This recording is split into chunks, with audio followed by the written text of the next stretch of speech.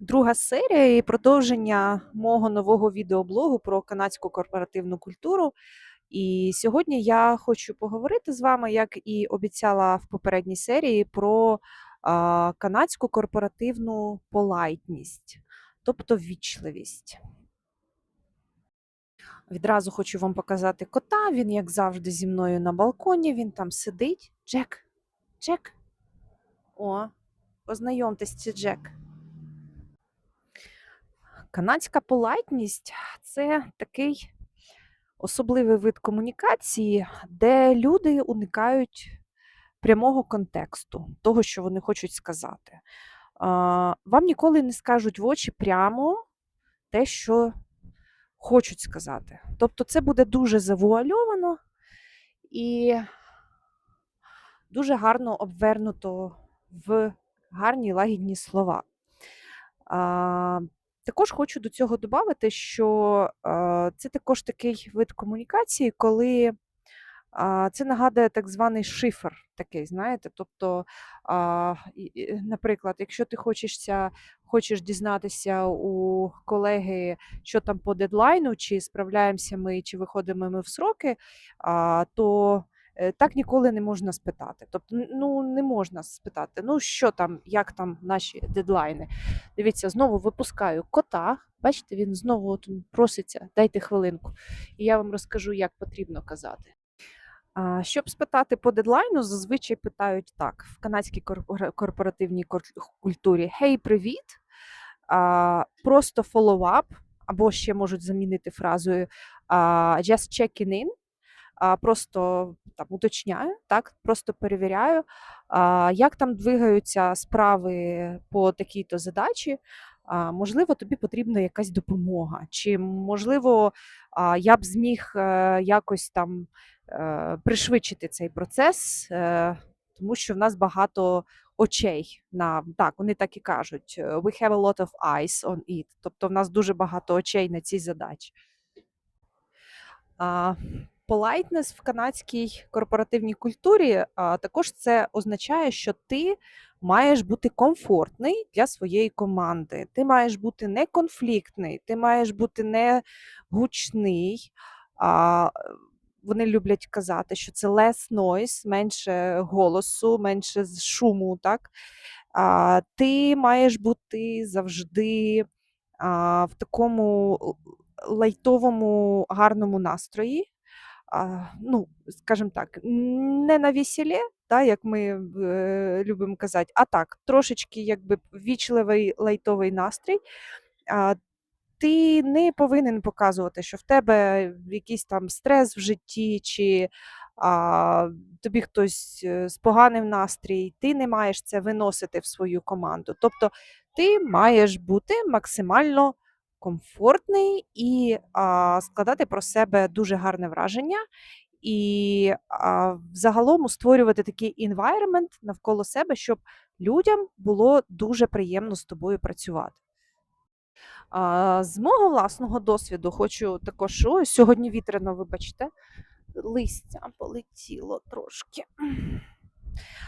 Зі свого персонального досвіду хочу сказати, що мені саме перше кинулося в очі з цієї категорії politeness, те, що вони ніколи не перебивають друг друга на зустрічах. Ніколи. Справа в тому, що я люблю перебивати людей, це моя негативна риса, і я працюю над цим. І перший раз, коли я почала проявляти цю свою рису, на мене люди не так дивилися. І потім я почала трошки придивлятися до інших людей, і я помітила, що людину ніколи не перебивають. Вона може розмовляти як завгодно повільно, вона навіть може зупинитися, подумати, і її ніколи ніхто не переб'є, тому що чекають якогось такого логічного завершення цього спічу, і тільки після цього вже починають казати свої речі. Я дуже хочу сказати частину для порівняння української і канадської культури, так що наша комунікація, вона дуже пряма. Така, так? Ми що думаємо, і ми те кажемо. Тобто наша ціль довести людині нашу точку зору. Так? Зараз я його зніму, бо дивіться, що він мені знов не дає знімати. Ну, я не знаю. Я зніму кота, бо він, мабуть, дуже хоче попасти до мого блогу. Бачите, він вилазить ось сюди. Але я дуже хвилююся, бо я боюсь, бо він туди зіскочить, ну і все. І його слід пропаде назавжди. То я зараз його зніму. Вибачте мене за переривання, але це життя, це сім'я, і намагаюся жити як є, з котами, зі всім іншим. Значить, так, в Україні всі зазвичай кажуть дуже прямолінійно, і для нас це є нормальним. І навіть якщо ти не ясно сказав, то тебе навіть дуже перепитують і кажуть, от що ти хочеш, скажи от прямо, бо я тебе не розумію. Тому наша задача в українській корпоративній культурі сказати все максимально коротко, але ясно. Тобто ми вкладаємо максимум смислу в максимум коротке речення, так? Якби так, от це лише моє бачення, окей? Якщо порівняти з канадською корпоративною культурою, то в них буде все дуже завуальовано, багато тексту, але смисл буде на 50%. Чому? Тому що вкласти всі 100% про те, що ти маєш на увазі, що ти будеш просити людину, це буде вважатися дуже грубо, дуже прямолінійно і якби дуже востребовательно, да? Тобто так, що ніби от ти прям требуєш щось від людини. І вони вкладають лише 50% смислу того прохання, яке вони хочуть.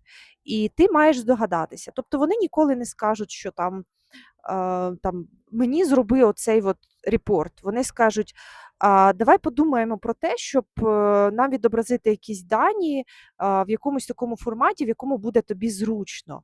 Але ти вже маєш розуміти, що тобі потрібно, що зробити, які дані, і в якому форматі, це також на підсвідомому рівні, тобі потрібно розуміти, як люди працюють і які формати вони люблять. Тобто, от в такому от сенсі. І, мабуть, як завершення я хочу додати те, що в попередній серії я вам сказала, що емоційна дистанція, так, або емоційний інтелект, ну, мабуть, це для мене трошки десь переплітаються ці два смисла. Дуже, дуже пов'язане це з канадською полайтністю. Чому? Тому що це взагалі є основа канадської корпоративної культури, ось ці дві речі. Тобто ти повинен не зробити другій людині стрес. До речі, в них є дуже таке класне поняття, про яке я дізналася пізніше, це indirect стрес, непрямий стрес.